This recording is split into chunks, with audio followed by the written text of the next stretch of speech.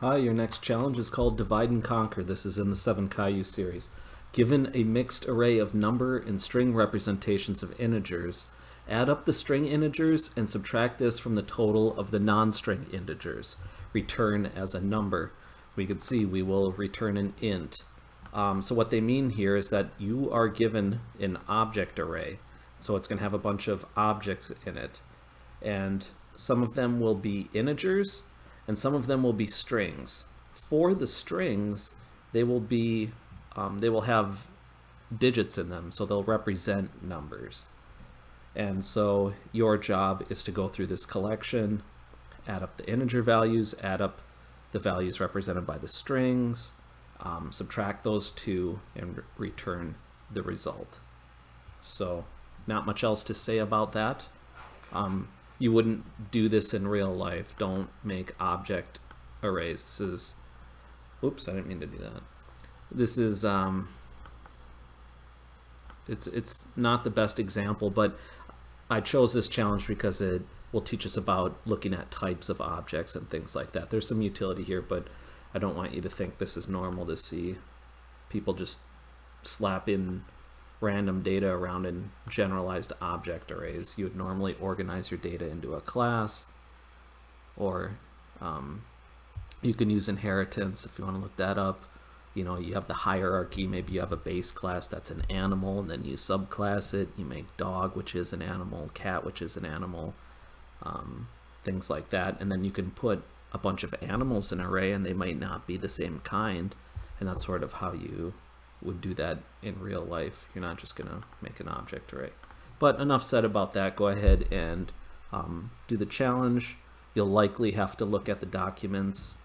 Don't feel bad about that. That's part of the job. And come on back when you're ready. So I kind of hinted at what I want to do to solve this problem. I'm going to make a couple local variables here to store the running values, right? Because we're going to be adding up these objects as we encounter them. We're going to have an integer total. I'll call int total. We'll start from 0. And I'll call the other one string total, which I'll also initialize to 0.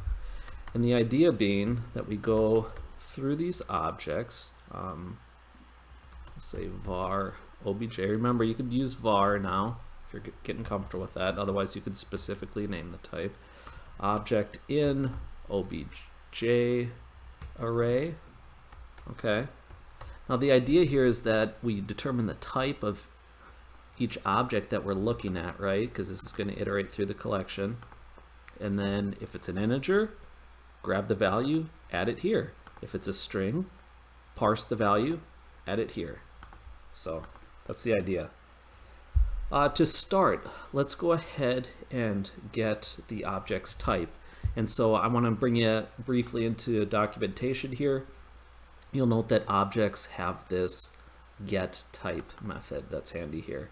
You can get here, if you look at object in the docs, go under its methods, get type, and it returns the type of the current instance. They have a good example down here of how we can use it. We kind of want to conditionally do different things based on a type. And so there's a really good example down here, you'll notice. They've got an object array just like we do, right? They're going through each value just like we do. And look at that, they grab the type first, and then we can sort of use this if-else thing, like, hey, is it a byte? But we don't care about byte. Int, we want to do that, so we can kind of copy this structure, right? And we're also looking for strings, so we'll make one for int and string, but we can leverage a lot of this. In fact, I'll copy that, and let's use that as our starting point.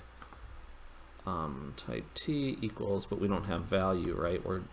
We want obj, that's the current object we're looking at. Get type, good. And then what was that other bit, right? It was, we do sort of this if-else thing. I'll steal the condition here and just paste that into. And then we got our type. If t equals type of, we don't care about byte though, we want integer, right? And if it's an integer, we'll do one thing. We'll say int total plus equals I'll do this for now, but we'll see.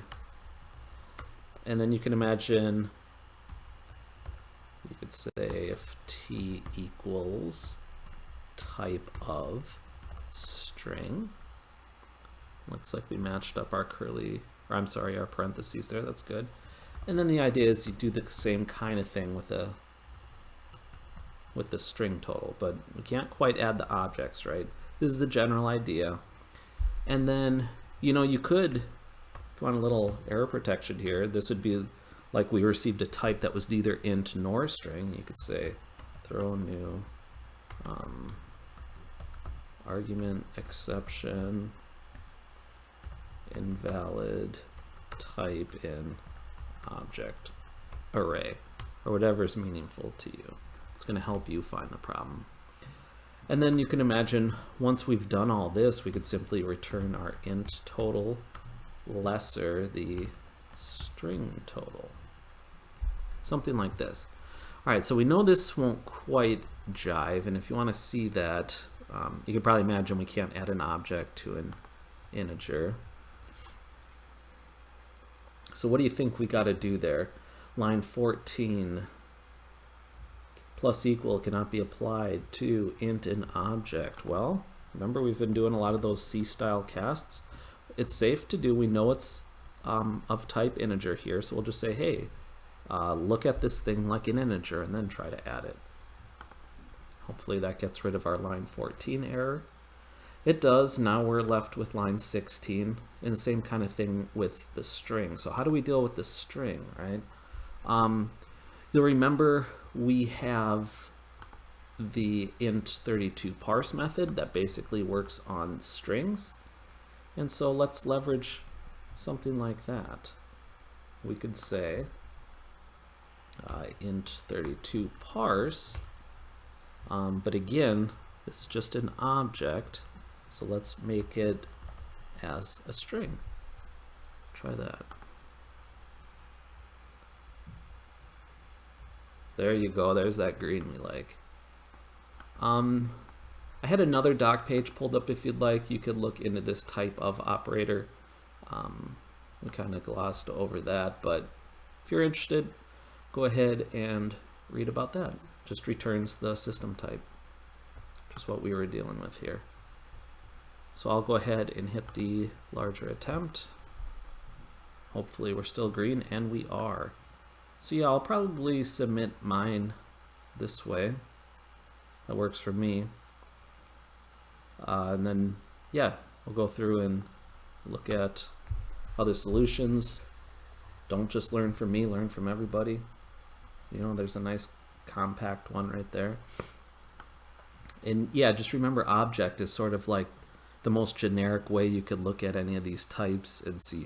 It's like the base class for everything. Everything underneath the hood is kind of an object, and then it builds more, I don't want to necessarily say complexity because it doesn't have to be complex, but it just adds more relevant data if you want it to be an integer, if you want it to be a string or some custom class you want. But yeah, you can look at anything as basically an object, and that's why pretty much everything you can call toString on, right? That was one of the methods here on object. toString you've probably seen. So yeah, I'll leave it at that. Go ahead and look through, and then hit me up with your questions, comments, solutions. I love it all. Otherwise, I'll see you in another video. Thanks for watching.